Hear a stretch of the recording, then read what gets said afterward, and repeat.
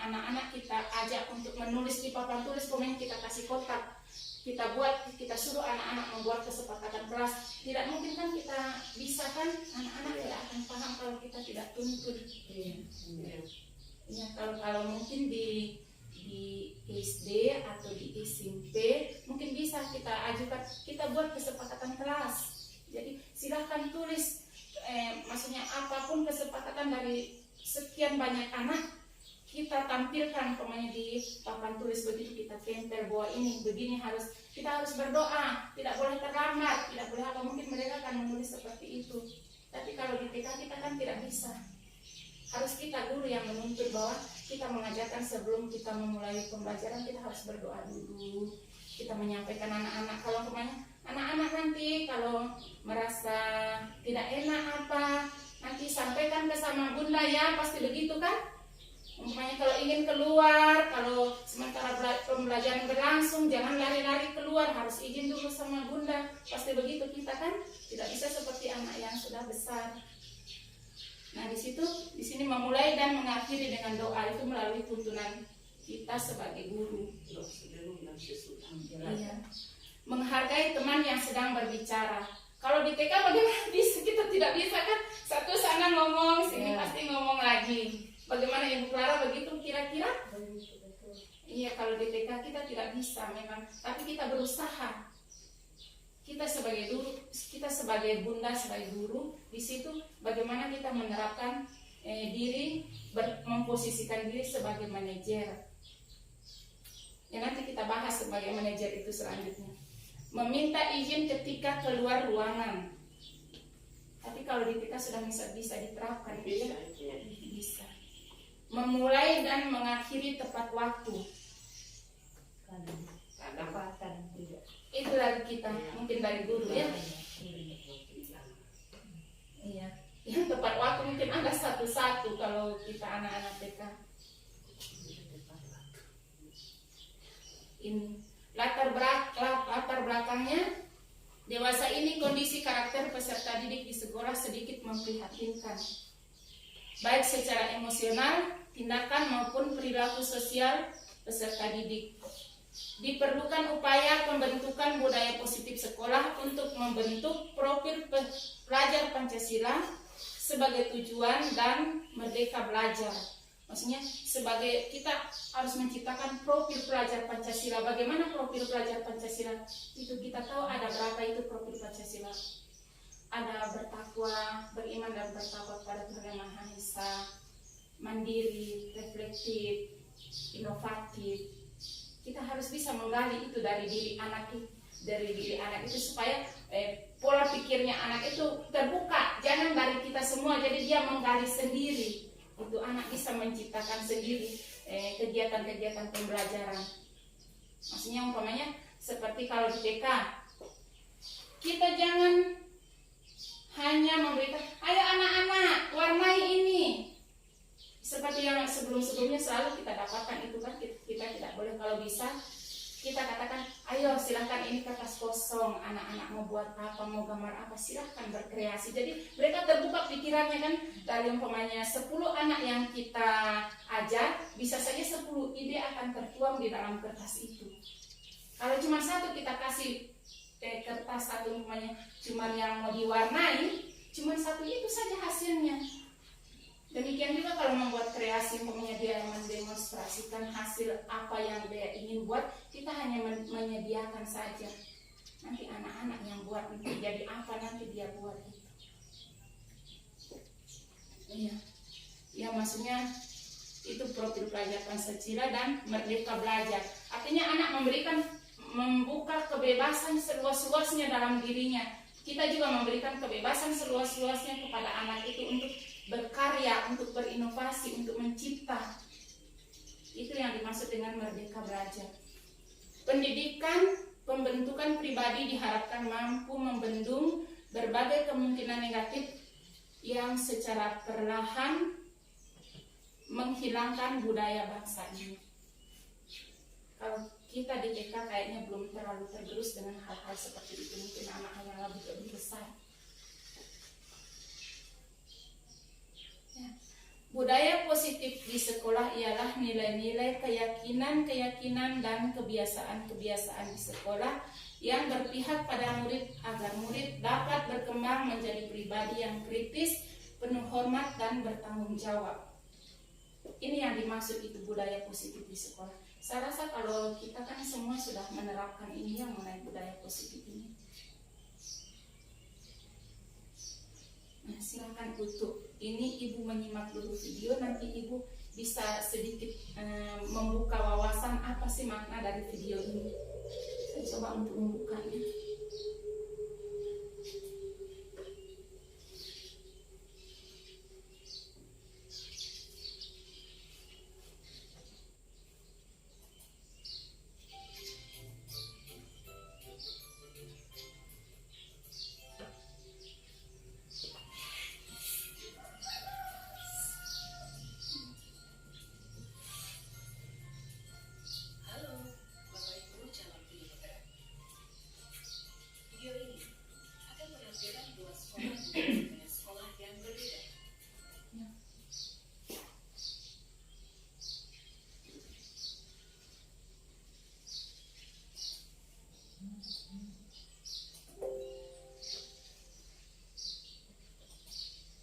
Perhatikan perilaku guru dan murid di sekolah tersebut. Silakan menonton dan merefleksikannya. Pagi anak-anak, besok sekolah kita akan mengadakan lomba kebersihan. Kita harus jadi juaranya ya. Besok kalian harus membawa semua alat kebersihan. Paham anak-anak? Paham, Bu. Aku dulu yang pegang sapunya. Aku pakai dong berarti. Aku kan juga mau pakai supaya dapat pujian Bu Guru. Baik, Anda telah menyaksikan video budaya sekolah di sekolah. Nah, sekarang Anda akan mengamati bagaimana budaya sekolah ini. Amati perilaku guru dan murid di sekolah ini. Selamat menyaksikan. Selamat pagi anak-anak. Agenda belajar kita pagi ini kita akan keliling sekolah. Tugas kalian adalah mengamati kebersihan lingkungan di sekolah kita ya. Nanti sampaikan satu persatu di kelas.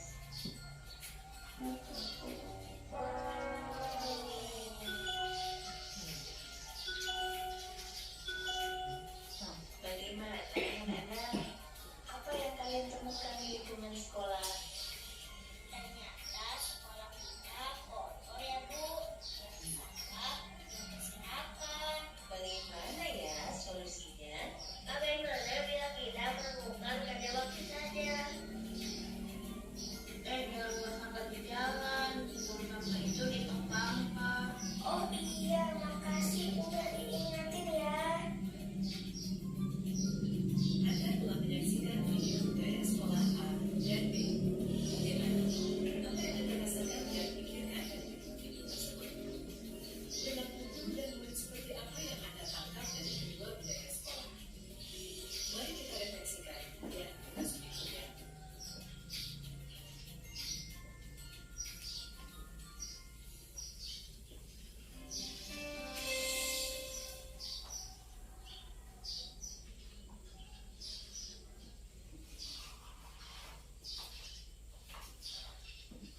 Ya, tadi kita sudah menonton video. Mungkin ada dari bunda-bunda yang memahami apa maksud video dari yang saya putarkan tadi itu. Mungkin ada satu bisa menjelaskan. Mengajarkan anak untuk menjaga kebersihan pertama tadi di video itu, Iya, di mana kelasnya ada sampah, sehingga mereka mengerti ada sampah berarti harus dibersihkan. iya Kerja betul. bakti. Iya betul sekali. Ya, mungkin ada bunda yang lain Iya, bisa. terima kasih. Dari sekolah A tadi dengan gurunya itu di sekolah kelompok A dan di sekolah kelompok B. Maksudnya yang ada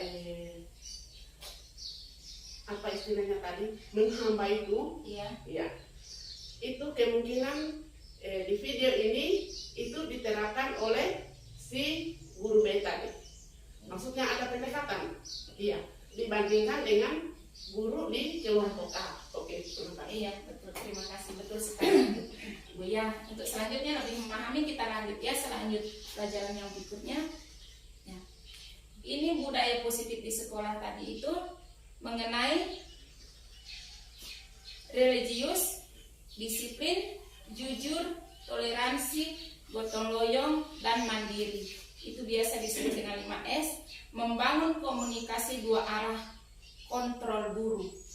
Ya maksudnya tadi video yang pertama yang di kelas A tadi itu kan seorang-orang gurunya agak marah kan? Nah, itu namanya posisi kontrol guru, itu berada di mana? Ya ini kita karena ada 5 posisi kontrol guru. Ada 5 posisi kontrol guru yang harus kita sebagai guru harus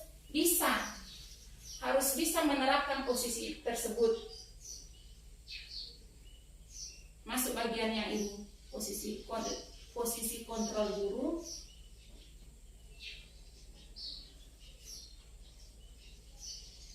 Ya. Ya, ini 5 posisi kontrol guru itu. Di mana tadi posisinya itu yang guru yang di kelas A itu? Apakah dia posisi kontrolnya sebagai penghukum? Apakah posisi kontrolnya membuat orang merasa bersalah? Apakah posisi kontrol sebagai teman? Apakah posisi kontrol sebagai pemantau ataupun sebagai manajer? Di situ tadi untuk yang kelas A dengan B itu posisi kontrol guru. Berarti tadi yang untuk yang bagian A tadi itu posisi kontrolnya itu dia sebagai penghukum. Iya. Karena dia marah tadi, kenapa tidak kerja ini? Nah, Iya. itu kan. Jadi bagaimana caranya kita sebagai guru itu harus selalu bisa bersikap sebagai manajer. Manajer di sini kita memberikan arahan kepada anak, Iya. memberikan dorongan, memberikan masukan agar jangan lagi berbuat seperti itu. Jangan mematahkan semangat anak. Kenapa kamu tidak kerjakan tugas ini? Karena kamu tidak mengerjakan tugas ini, kamu berdiri di sana, kamu mengerjakan ini. Itu kan kita menghukum kan? Sebenarnya tidak boleh begitu. Jadi kita masuk dulu di keyakinan kelas. Dari tadi yang kita ini posisi kontrol tadi itu menyangkut di atas. Kita masuk dulu di keyakinan kelas, yaitu suatu keyakinan akan lebih memotivasi seseorang dari dalam dan memotivasi secara intrinsik. Maksudnya di sini kita buat keyakinan kelas itu kita memberikan keyakinan bahwa jika tidak mengerjakan tugas seperti tadi pertama, kalau kita di TK kan kurang bisa ya membuat itu. Kalau umpamanya anak-anak kita kasih tugas terus mereka tidak mengerjakan tugas, kita sebagai guru jangan sebagai yang pertama tadi sebagai penghukum itu, kita tanyakan dulu sama anak, kita gali dulu apa penyebabnya anak tersebut sampai tidak membuat tugas yang kita berikan. Banyak kemungkinan yang terjadi di situ. Bisa saja, kemungkinan saja pada saat kita memberikan tugas di rumah orang tuanya sedang sakit. Bisa jadi kan? Bisa jadi dia kalau pas kita berikan tugas itu orang tuanya di rumah sedang sibuk, tidak bisa maksudnya membantu anaknya atau dia Perhatikan. iya. Bisa jadi itu banyak sekali kemungkinan terjadi. Jadi kita sebagai guru harus menggali, jangan langsung kita memvonis anak tersebut. Apalagi kalau datang terlambat, apa kita gali dulu, kita tanya dulu. Iya. Nah, karena di sini ada kebutuhan dasar. Ini ada sangkut pautnya juga dengan yang tadi, dengan yang bagian keyakinan kelas ini, kebutuhan dasar. Karena kadang-kadang sampai anak tersebut tidak mau mengerjakan tugas karena ada 5 kebutuhan dasar manusia ini. Yang pertama ada survival, love and belonging, power, fun, and freedom. Apa sih sebenarnya kelima kebutuhan dasar ini? Iya. Kalau survival ini kebutuhan anak akan bertahan hidup. Ini yang pertama. Maksudnya kebutuhan akan bertahan hidup itu anak-anak itu perlu pakaian, perlu makanan, perlu apa itu kebutuhan. Iya. Kalau love and belonging, kebutuhan akan cinta kasih. Kasih sayang. bisa jadi kalau dia tidak mengerjakan tugas atau kita ini diam, karena dia butuh sentuhan dari kita sebenarnya, butuh kasih sayang. Demikian juga ada power ini dia penguasaan, maksudnya penguasaan dari apa yang sudah dia ketahui itu. Umpamanya seperti kemarin saya ada sedikit wawancara dengan anak TK, saya kasih tugas, dia tidak mau kerjakan. Saya kasih tugas mewarnai, dia tidak mau mengerjakan tugas itu, dia cuma tusuk-tusuk di kertas, dia bolong-bolong kertas. Kenapa tidak mau? Tidak mau, nggak semaunya menulis. Berarti dia sudah merasa, dia sudah menguasai bahwa dia sudah mewarnai itu tidak penting lagi bagi dia. Ya, ada fun. Dia karena kesenangan saja, dia kesenangan. Umpamanya anak tadi tidak mau mengerjakan tugas apa itu, dia tidak mau saja karena dia rasa senang, dia tidak mengerjakan. Dan yang terakhir, freedom ini hampir sama dengan kesenangan dia, tidak jauh berbeda.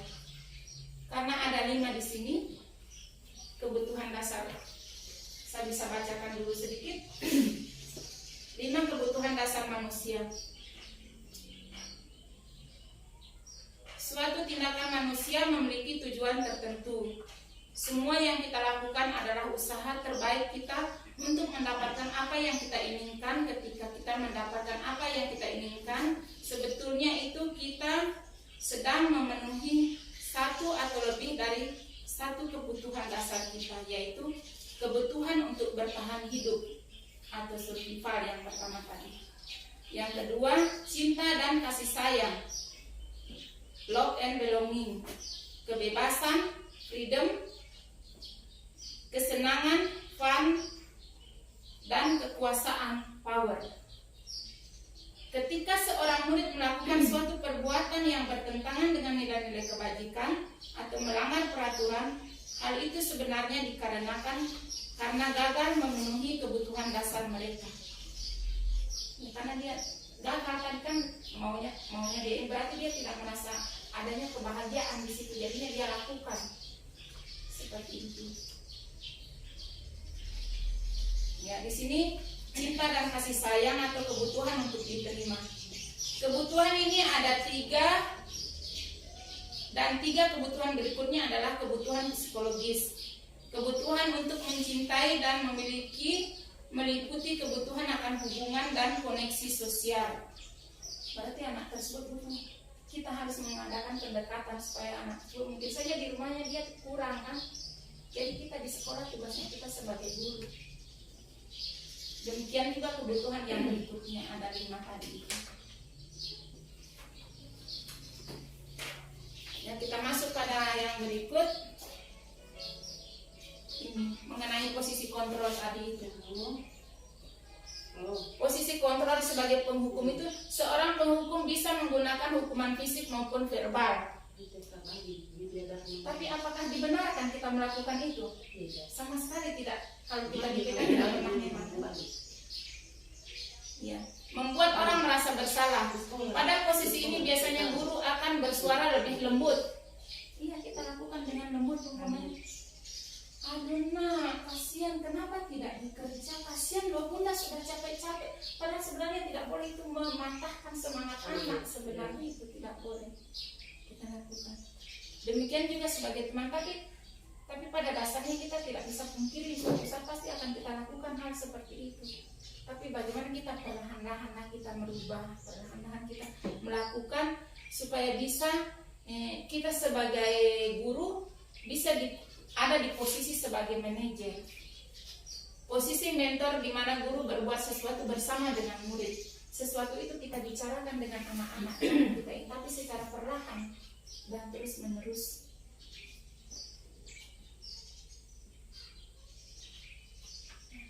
Kita nonton lagi video berikutnya untuk lebih jelasnya.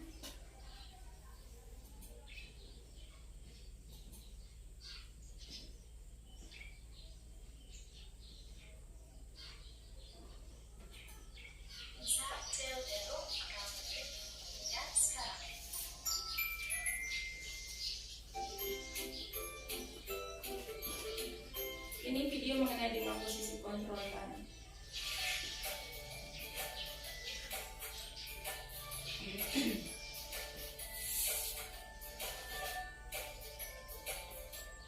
Halo, Bapak Ibu Guru calon guru penggerak. Video ini akan menampilkan 5 adegan interaksi guru dan murid.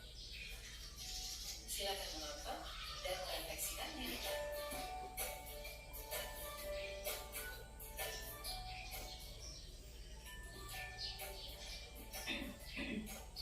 Pagi anak-anak, silakan PR yang kemarin ibu berikan diletakkan di meja.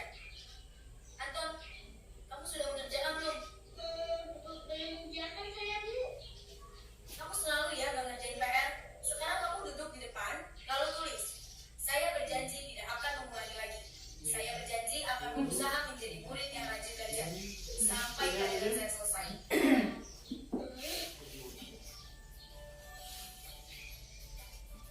Pagi anak-anak, hari ini ada tugas.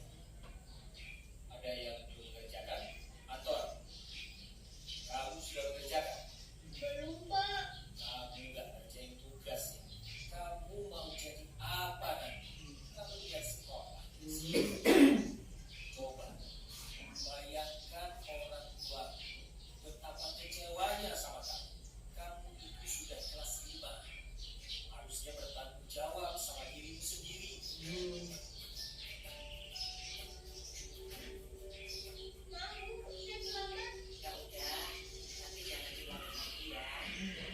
Kalau kamu rajin, ibu senang melihatnya. Ya, lain kali tepat waktu ya masuknya. Tos dulu dong.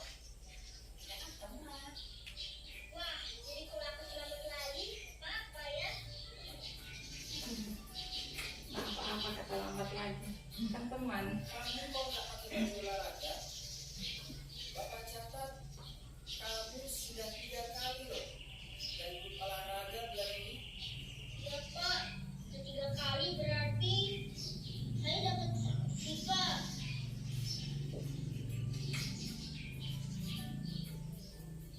Ini, Bu. Saya mengumpulkan tugas. Maaf ya, Bu. Saya terlambat mengumpulkan tugas. Kenapa kamu terlambat mengumpulkan tugas? Iya, Bu. Saya kalau sore banyak ibu jaga warung. Betul, Pak, mengerjain tugas. Kira-kira nih, apa yang bisa kamu perbaiki supaya kamu bisa mengerjakan tugas tepat waktu? Coba, kapan biasanya kamu membantu ibu jualan? Jam 6 sampai jam 8 malam, Bu.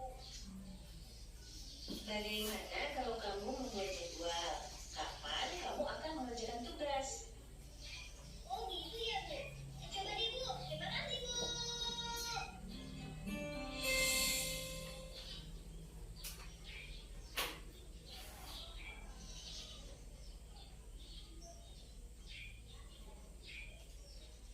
Ya, itu tadi video mengenai 5 posisi kontrol. Ya, kalau posisi kontrol yang pertama itu otomatisnya dia sebagai penghukum, dia nggak ada yang Iya. Nyata sekali. nyata sekali. Kalau yang kedua tadi itu Sama. hampir sama, tetapi dia di situ membuat orang merasa bersalah, seolah-olah Iya. merasa bersalah dia. Begitu juga. Nah, berarti yang terakhir tadi itu yang harus kita bisa terapkan. Harus posisi teman juga tidak harus. Cuman kita besok bisa aja kita bikin lagi kan teman. Benar, manajer. Kalau posisi yang tadi pemantau juga sebenarnya boleh saja kita lakukan hanya tapi maksudnya kurang efisien juga. Lebih bagus kalau kita bisa terapkan sebagai manajer. Kita menanyakan alasannya apa. Jadi kita bisa menggali, kita bisa mengetahui apa alasan anak tersebut bisa berbuat begitu. Nah, jika anak tersebut melakukan suatu kesalahan, kita bisa membuat restitusi. Apa sih sebenarnya restitusi itu? Restitusi tersebut yaitu proses menciptakan kondisi bagi murid untuk memperbaiki kesalahan mereka sehingga mereka bisa kembali pada kelompok mereka dengan karakter yang lebih kuat. Jika anak melakukan kesalahan umpamanya di sekolah umpamanya ada anak-anak berkelahi, kalau di TK kan sering terjadi itu ya rebutan permainan, bukan berkelahi apa, berkelahi rebutan permainan. Nah, sudah kadang-kadang memang sih marahnya anak-anak itu tidak akan lama, namanya anak-anak tidak pernah marahnya lama. Cuman kadang-kadang sudah biasa, oh itu malu, serbut permainanku, pasti dia akan ingat itu. Untuk itu bagaimana kita sebagai guru, sebagai manajer itu merangkul keduanya itu supaya dia bisa kembali, maksudnya kembali ke karakternya yang semula. Tidak ada lagi dia mungkin merasa malu karena sudah pernah ditegur atau berkelahi begitu. Itu yang kita namakan dengan restitusi, menciptakan kondisi bagi murid untuk memperbaiki kesalahan mereka. Jangan mengulang lagi, tidak boleh. Yang belum menjadi baik, yang baik menjadi baik. Iya. Nah, hal-hal di atas jelas memperlihatkan bahwa untuk membangun budaya positif, keterlibatan guru, murid, manajemen sekolah, dan orang tua sangat diperlukan. Semuanya harus bahu-membahu dalam membangun budaya positif di sekolah. Jadi kalau kita menciptakan budaya positif di sekolah, saya tidak bisa sendiri, walaupun saya calon guru penggerak, tidak bisa saya sendiri, saya harus tetap berhubungan dengan rekan kerja saya. Terutama harus maksudnya membicarakan ini dengan kepala sekolah saya, yang terutama kepala sekolah. Dan juga harus tetap ada kerjasama yang baik dengan orang tua, terutama murid itu sendiri. Ya, begitu kalau kita akan menciptakan budaya positif di sekolah. Tapi secara perlahan, tidak bisa, maksudnya langsung satu kali mau jadi, tidak bisa. Demikianlah upaya-upaya yang dapat dilakukan dalam membangun budaya positif di sekolah. Tentunya untuk mewujudkan hal ini membutuhkan proses yang tidak bisa dilakukan dalam waktu yang singkat. Selain itu, proses ini juga membutuhkan keterlibatan semua pemangku kepentingan di sekolah. Jadi kita harus kerjasama. Saya mendapatkan ilmu, umpamanya ini, saya tidak bisa melakukannya sendiri. Saya harus berbagi.